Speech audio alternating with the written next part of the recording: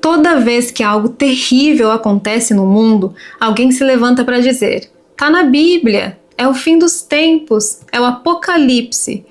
E o mais curioso é que essa frase nunca vem sozinha, ela vem sempre acompanhada de um pedido. Ore mais, jejue mais, volte para a igreja, seja fiel no dízimo, compre esse curso aqui de batalha espiritual. É quase automático, a guerra estoura e o medo vira mercado. Mas e se o Apocalipse não for uma profecia? E se for uma estratégia? Vamos começar pelo básico. A ideia de Apocalipse no cristianismo vem do livro de Apocalipse, um texto escrito num momento de perseguição, sofrimento e medo. Não é um roteiro detalhado do futuro, é uma literatura simbólica, cheia de metáforas, visões, códigos, mas isso não impede que muita gente leia como se fosse um spoiler do mundo moderno. A guerra de Israel? Apocalipse. Rússia? Apocalipse. Covid? Apocalipse de novo. E qualquer coisa que pareça ruim, pronto, está escrito. Mas adivinha só, desde que esse texto foi escrito há quase 2000 anos, em todo o século alguém acreditou estar vivendo o fim. Roma caiu? É o fim. Gripe espanhola? Fim. Hitler? Guerra Fria? Com certeza era o fim. O Apocalipse para muitos nunca chega, porque na prática ele não precisa acontecer, ele só precisa parecer possível. E é aí que o medo vira ferramenta, porque onde existe medo, existe dependência, e onde existe dependência, existe lucro. Pastores lotam igrejas dizendo que Jesus está voltando. Mas não só isso. Dizem que ele só volta para os fiéis, para os obedientes, para os que não negam a fé nem nos últimos dias. E por coincidência, esses obedientes são sempre os que seguem tudo o que o líder manda. Mesmo que isso inclua dar o pouco do dinheiro que tem, mesmo que isso inclua cortar contato com a própria família, mesmo que inclua aceitar discursos de ódio, discriminação e paranoia. A lógica é simples. Se você não está com medo suficiente, você começa a fazer perguntas. Mas se você está assustado, você apenas obedece. Vídeos com thumbnails em vermelho, sirenes, letras garrafais. O anticristo está aqui. As trombetas soaram em Israel. Veja a profecia de Daniel sendo cumprida em tempo real. É tudo feito para viralizar. Não por acaso, esses vídeos batem milhões de visualizações. E na maioria das vezes, não dizem absolutamente nada. Só especulações vagas, frases soltas e interpretações convenientes. É como se o medo tivesse virado entretenimento. E aí você vê canais crescendo com base em especulação religiosa. Mas veja bem, não é gente estudando teologia, é gente vendendo pânico como conteúdo. E o algoritmo, claro, ajuda, porque o medo prende, e quem lucra com a atenção, lucra com o pânico. Toda guerra tem interesses políticos, toda guerra tem narrativas. Mas quando a guerra vira pretexto para se anunciar o juízo final, a gente precisa se perguntar: quem é que ganha com isso? No caso das guerras envolvendo Israel, por exemplo, há grupos de cristãos que apoiam o conflito, não pela paz, mas porque acreditam que isso vai acelerar o retorno de Jesus Cristo. Você percebe o problema? A guerra deixa de ser uma tragédia a ser evitada e vira um sinal necessário de um plano divino. A dor dos outros se transforma em espetáculo profético, e isso anestesia a empatia, porque se tudo é vontade de Deus, não há por que lutar pela paz, nem pela justiça, só resta assistir e aguardar. Tem uma coisa ainda mais profunda aqui. Enquanto você está ocupado com o fim do mundo, você não questiona o mundo de agora. Você não pergunta por que a sua igreja é milionária e o seu bairro vive na miséria. Você não pergunta por que a fé que te ensinam é baseada em culpa e não em liberdade.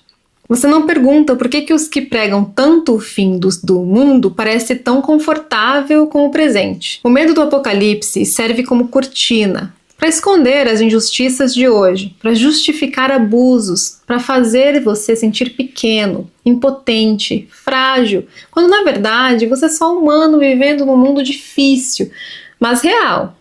Existe uma razão pela qual o discurso apocalíptico nunca sai da moda. Ele oferece sentido instantâneo ao caos. Quando o mundo parece injusto demais, é reconfortante acreditar que tudo isso faz parte de um plano maior, que nada está fora do controle, que as guerras, as doenças e até a morte são sinais necessários. Isso anestesia o desespero, mas também paralisa a ação. A promessa de um fim grandioso, de uma justiça divina que vem de cima, impede que a gente construa justiça aqui embaixo. É como se dissesse, não lute agora, porque Deus vai resolver tudo depois. Outro ponto importante, o Jesus do Apocalipse não é o mesmo dos evangelhos do Novo Testamento. Jesus é retratado como alguém que perdoa, toca os impuros, rejeita a violência e confronta o poder. Mas no imaginário apocalíptico, ele volta com olhos de fogo, espada na boca, pronto para destruir. Essa versão violenta de Jesus é extremamente conveniente para quem quer justificar discursos autoritários. Não é à toa que grupos extremistas amam o Apocalipse. Ele legitima a ideia de que a destruição é santa, que a violência é divina e que quem discorda está contra Deus. Esse tipo de teologia vira uma arma e a fé uma trincheira. O Apocalipse também virou produto. Filmes com temática cristã de fim dos tempos vendem milhões. Livros de profecias reveladas viram best-sellers. Cursos, conferências, cultos especiais, semanas de jejum, lives com superchats. É uma economia do medo. A cada nova crise global, a máquina reinicia. Lança um novo plano profético, um novo livro, uma nova chamada urgente. E os fiéis consomem tudo de novo, não por má fé, mas por desespero sincero. Eles acreditam que estão se preparando espiritualmente, mas estão sendo mantidos em um estado constante de ansiedade. É uma fé que nunca traz paz, só mais medo. E enquanto você espera o céu se abrir, o chão sob os seus pés afunda. Pessoas estão morrendo por falta de comida, de vacina, de acesso à saúde, mulheres sendo assassinadas, crianças sendo exploradas, populações inteiras vivendo sobre bombas.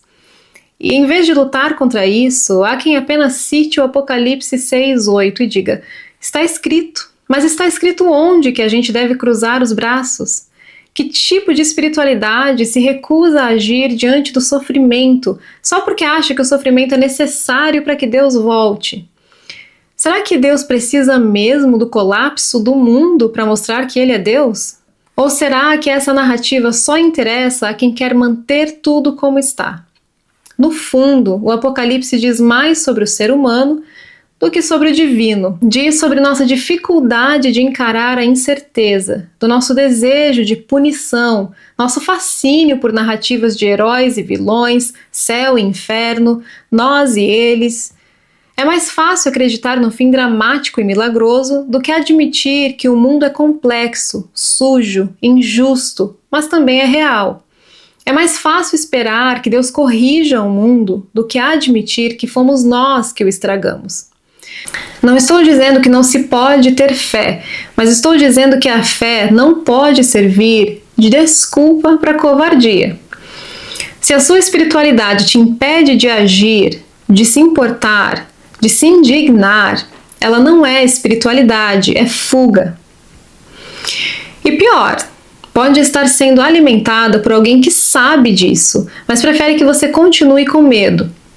Porque enquanto você teme o Apocalipse, você não percebe que já está vivendo um. Não aquele que está descrito na Bíblia, mas o nosso, o real. Feito de desigualdade, ignorância, fanatismo e indiferença. A boa notícia é, o mundo ainda não acabou, o que significa que a responsabilidade ainda é nossa. Enquanto tiver gente usando a fé para manipular, eu vou estar aqui usando a razão para questionar. E se você chegou até aqui, talvez pense como eu. Então deixe o seu like, comenta o que você pensa sobre isso e compartilhe esse vídeo com alguém que precisa sair do pânico e voltar a pensar.